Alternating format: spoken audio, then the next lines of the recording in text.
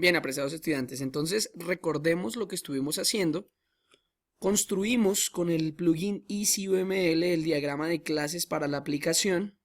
En este caso, tener claros los conceptos de qué es una clase y qué es una aplicación. Una clase son planos, es un plano para construir un objeto. En este caso tenemos una clase llamada calculadora con los atributos dato1, dato2 y resultado, y las acciones sumar, restar, multiplicar y dividir. Me quedó dividar, allá usted lo puede corregir, me quedó que dividar. Y esa clase es la que realmente posee todo lo que va a ser nuestro programa. Ahora, esa clase por sí misma no puede hacer su trabajo a menos que una aplicación, es decir, una clase que posea el método main, invoque un objeto. En este caso aquí tengo mi aplicación, a la clase la llamé aplicación calculadora, sé que es la que posee el método main porque aquí la tengo definida, y esa aplicación es la que va a construir, fíjense, la que va a construir un objeto llamado mi calculadora a partir de la clase calculadora. Entonces a este punto a nosotros digamos que tenemos que tener muy claro qué son los métodos, qué son los atributos, qué son los objetos, porque si no lo tenemos claro pues difícilmente vamos a comprender cómo se construye, cómo se modela software a través de el modelado UML. Fíjense que aquí no he colocado nada de código, aquí lo único que hice fue construir un diagrama y les estaba diciendo en el video anterior que la magia de todo esto es que luego yo le puedo decir a NetBeans, oiga, conviértame esto en código. Si yo he definido correctamente esto, pues le puedo decir a NetBeans que convierta esto en código, ¿cierto? Vamos a mirar entonces, voy a repetir lo que hice en el video anterior, voy a borrar lo que él exportó, el código que él convirtió. Fíjense que aquí en nuestra parte izquierda nosotros debemos tener dos proyectos. El primero que construí acerca de diagrama de operaciones aritméticas, es decir, un proyecto de solo UML, y el proyecto de Java, ¿cierto? Recuerden, si ven el video anterior, que el primer proyecto que creé fue el del UML, y cuando ya estuvo creado el proyecto, lo que hice fue crear otro, pero ese sí de una aplicación en Java, lo llamé aplicación calculadora, y él automáticamente me creó unos códigos que yo eliminé. Fíjense, él me creó unas clases, pero yo las voy a eliminar porque lo que quiero es que esas clases me las traiga, ¿quién? Me las traiga el diagrama de clases que acaba de construir. Cuando nosotros vamos a eliminar una clase, simplemente hace clic derecho sobre la clase que desea eliminar y le escoge la opción Delete. Cuando nosotros escogemos la opción Delete, asegurémonos que escojamos la opción Safely Delete, es decir, eliminar de manera segura, y cuando lo hacemos, el botón se convierte en algo que se dice Refactor. Lo que hace este botón Refactor es eliminar todas las dependencias o relaciones que haya de esa clase con otras. Entonces es lo mejor eliminarlo de manera segura, y de eso pues, nos aseguramos de que no haya problemas con el código. De manera que al final, ¿qué nos queda? Pues la aplicación pero vacía. Fíjense que si voy acá a Source Package, a la aplicación no tiene ningún código. Está vacío, está vacío.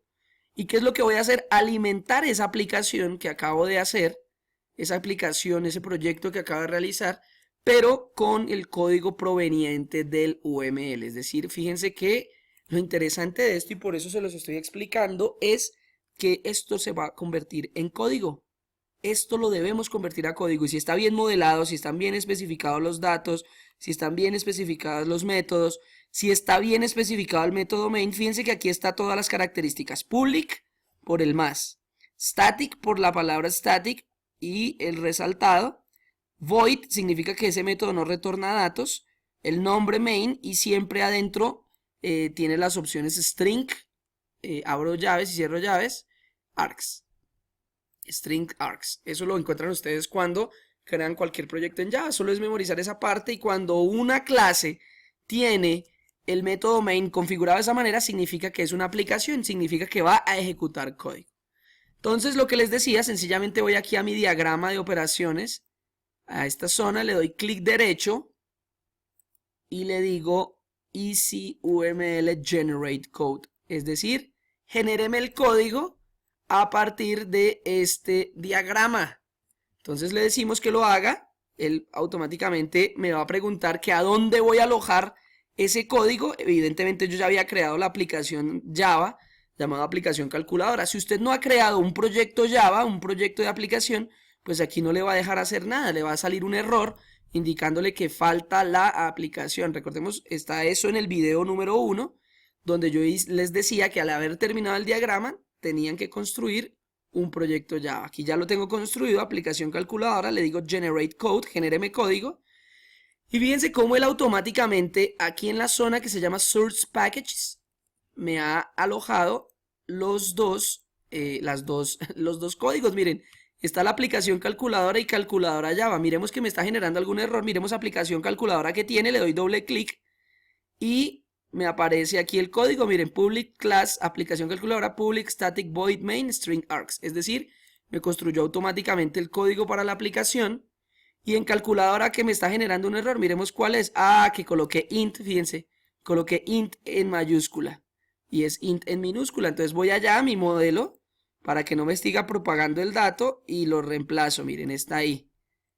Eso es lo bueno de saber depurar. Entonces lo voy a cambiar, le doy doble clic allá al atributo y le digo que es int, pero en minúscula. Evidentemente que solo cambió acá el modelo, me toca cambiarlo aquí también, pero para los próximos... Digamos que si lo elimino y lo vuelvo a exportar, ya me debería quedar sin errores. Hagamos el ejemplo, miren, los elimino, acuérdense, clic derecho, delete, ¿sí? Clic derecho, delete, y escogemos la opción safely delete, elimínelo de manera segura, clic en el botón refactor, y entonces me elimina de manera segura las clases. Las puedo eliminar cuantas veces quieran, ¿por qué? Porque es que ya el código estructural o la arquitectura me lo está dando el diagrama. Entonces clic derecho, Easy UML Generate Code, que vaya a la aplicación calculadora Generate Code, y allá fíjense que ya me sale sin errores. Miren, en el Default Package me sale la aplicación calculadora y la calculadora sin errores. Lo único que yo tengo que hacer es trasladar, pues para que sea ejecutable, trasladar estas clases a esta carpeta que se llama aplicación calculadora. Entonces yo le hago clic y lo arrastro y le digo refactor. Siempre le vamos a dar refactor para que verifique enlaces y dependencias y se pueda trasladar sin problemas. Lo mismo con la aplicación, clic sostenido y lo arrastro aquí a la carpeta llamada aplicación calculadora refactor y listo, ya me queda solo una carpeta, fíjense, con los datos. Muy importante, fíjense que cuando le hago doble clic a la clase aplicación, pues me sale la aplicación, el public static void main. Y la calculadora, fíjense que me sale el código de cómo quedaría la clase. Public class, la definición de las variables public int, dato 1, dato 2 y resultado. Y la definición de los métodos sumar, restar, multiplicar y dividir. Ahí la tarea que queda es para el desarrollador, es decir, ya colocarle la lógica del programa de manera que realmente sume datos, reste datos, multiplique datos y divida datos. Y aquí en la aplicación el desarrollador debe construir un objeto. Lo voy a hacer rápidamente para que lo entiendan, porque no me queda mucho tiempo, pero digamos que aquí en la aplicación pues yo debo construir un objeto de la clase calculadora. Entonces la instrucción para construir un objeto es mencionar la clase, es decir, calculadora. Le dijimos en el diagrama de clases dice que el objeto se llama mi calculadora. Miren acá. Entonces vuelvo acá, mi calculadora igual new calculadora. Esta última instrucción es lo que se llama el constructor. Construir un objeto y sencillamente voy a llamar de una vez los métodos para que haga la suma. Por ejemplo, voy otra vez a la clase calculadora, miren, hago doble clic y voy a definir los datos. No los voy a atrapar por simplicidad, es decir, acuérdense que la actividad decía que capturara los datos. Aquí por simplicidad va a decir que el dato 1 vale 5 y el dato 2 vale 6. Y entonces en el método sumar, o sea, la acción sumar, ¿cómo va a ser? Que la variable resultado sea igual a dato 1 más dato 2. Entonces, ¿qué va a hacer este método? El método sumar va a sumar el dato 1 más dato 2 y lo va a guardar en la variable resultado. Y luego yo puedo hacer una impresión en pantalla, system.out.printf, para que imprima con formato. Abro paréntesis y llaves, el resultado de la suma es, como el resultado es de tipo float, porcentaje f, y acá coloco la variable resultado. Eso yo, pues digamos que eso ya lo han encontrado ustedes en su código. Y básicamente, ¿qué hace el método sumar? La función sumar entonces suma los dos datos y los guarda en la variable resultado, y luego me muestra un mensaje en pantalla diciéndome el resultado de la suma es tanto. Vamos a ver si funciona. ¿Cómo hago yo para llamar ese método? Pues en la aplicación construyo un objeto, miren, ahí está el código, ¿sí? Ahí le voy a colocar inclusive el comentario, construyo un objeto de la clase calculadora. Y luego cuando ya está construido el objeto hereda todos los métodos. Es decir, hereda la suma, la resta, la multiplicación y la división. Entonces invoco el método adecuado de la siguiente manera. Para invocar métodos es el nombre del objeto, como el objeto se llama mi calculadora, entonces el nombre del objeto, punto, el nombre del método. Fíjense que cuando coloco el punto, NetBeans de una vez me muestra todos los miembros de ese objeto, todo lo que heredó. Fíjense que heredó dato 1, dato 2 y resultado. Heredó la función dividir o el método dividir, el método multiplicar, el método sumar y restar. En este caso, como el que le agregué código fue al método sumar, pues invoquemos el método sumar. Sencillamente coloco punto y le hago clic en sumar y listo. Ahí yo ya tengo una aplicación. Cuando yo la compilo, fíjense que cuando voy acá al martillito, tendría que salirme sin errores, ¿sí? Idealmente tendría que salirme sin errores. Ahí está compilando, en la parte inferior acuérdense que al final me debe salir Build Successful, ¿cierto? Compilación exitosa, indicándome pues que no hay ningún error de tipo lógico, sintáctico.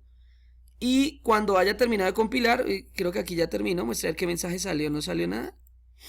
Aquí no me está saliendo nada, volvemos a compilar y luego le doy play. Si no me sale nada, no me salió ninguna notificación, lo voy a ejecutar a ver qué pasa, miren. Le doy clic en el play y está ejecutándose. Miren, el resultado de la suma es 11, vea. ¿Y por qué el resultado de la suma es 11? Porque yo le dije que en la clase calculadora el dato 1 era 5 y el dato 2 era 6. Entonces ya tengo un programa orientado a objetos que realiza la suma de dos números.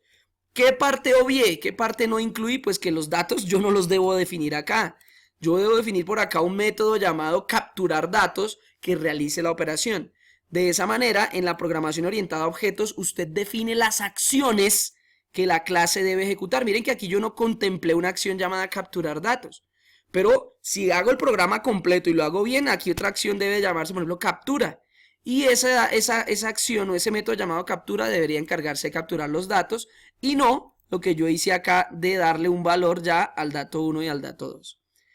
Fíjense que cuál es la conclusión de todo esto, apreciados estudiantes. Cuando yo modelo a través del diagrama de clases y le hago ingeniería inversa, si hago clic derecho y le digo Easy UML Generate Code, lo que va a hacer NetBeans es mostrarme el cascarón, cómo quedarían las clases sin la lógica, cómo estarían las clases relacionadas, cómo quedaría esa estructura o esa arquitectura del software, y luego ya como desarrollador entonces yo le agrego la lógica, es decir, bueno, ahora qué es lo que debe hacer el programa. Ya tengo las clases, ya sé que una clase modela un objeto de la vida real y modela sus atributos y sus acciones. En este caso mi objeto de la vida real era la calculadora simple, era una calculadora muy simple que sumaba dos datos y bueno, sumaba, restaba, multiplicaba y dividía, pero yo solo hice el código para sumar.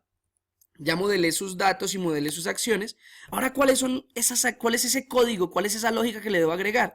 En la aplicación siempre usted se va a acostumbrar, por ejemplo, en la aplicación usted siempre se va a acostumbrar a que, aquí tengo el código de la aplicación, se va a acostumbrar a que construye el objeto, véalo. Tiene que construir un objeto y luego invocar los métodos de ese objeto, si no, no sería programación orientada a objetos, ¿cierto? Y luego, ¿qué hace? Y luego, cuando ya ha construido el objeto e invoca el método del objeto, usted tiene que mirar allá, en la otra clase, en este caso en la clase calculadora, cuál es la lógica que implementó. Mire, entonces en la clase calculadora yo le di valores a los datos, al método sumar entonces le coloqué la lógica, súmeme dato 1 y dato 2 y guárdemelo en el resultado, y luego muéstreme la suma. Fácilmente voy a hacer el método restar antes de terminar, entonces el resultado va a ser igual a dato 1 menos dato 2, ¿cierto? Dato 1 menos dato 2. Y la impresión es igual, solamente que digo que el resultado de la resta es tal. ¿Listo? Ya aquí ya yo en la aplicación invoco el método mi calculadora.restar, compilo y listo, debería funcionar. ¿cierto? Ya cuando usted lo compila y lo ejecuta, le sale la resta, mire.